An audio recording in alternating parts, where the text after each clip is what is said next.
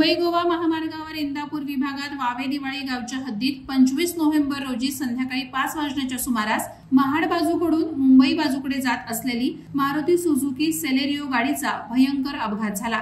चालकाचे गाडीवरील नियंत्रण सुटल्याने कार थेट ब्रिजवरून 20 फूट खाली कोसळल्याची प्राथमिक माहिती मिळते।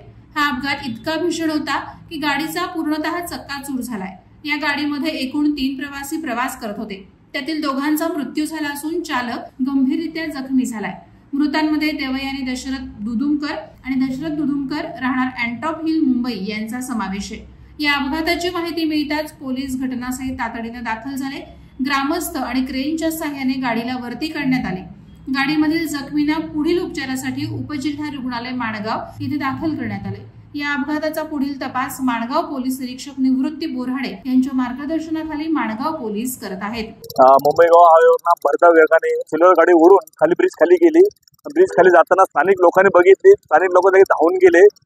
बचाव कार्य चालू झाला। कोणी पोलीस स्टेशनला फोन लावले, कोणी ॲम्ब्युलन्सला फोन लावले आणि जेवढे आजूबाजूच्या गावातील लोक कार्य लगेच आपले पोलीस स्टेशनचे बोराडे साहेब ते पण इथे आले। इथे स्थानिक पोलीस आले आणि आम्ही बचाव कार्य करून गाडी क्रेनने लगेच वरती काढून घेतली। वादळवाडा लाईव्हसाठी प्रमोद जाधव, माणगाव। नवी मुंबई व रायगड जिल्ह्यातील ताज्या बातम्या आणि घडामोडींसाठी सबस्क्राईब करा वादळवाडा लाईव्ह चॅनल आणि दाबा बेल आयकॉन।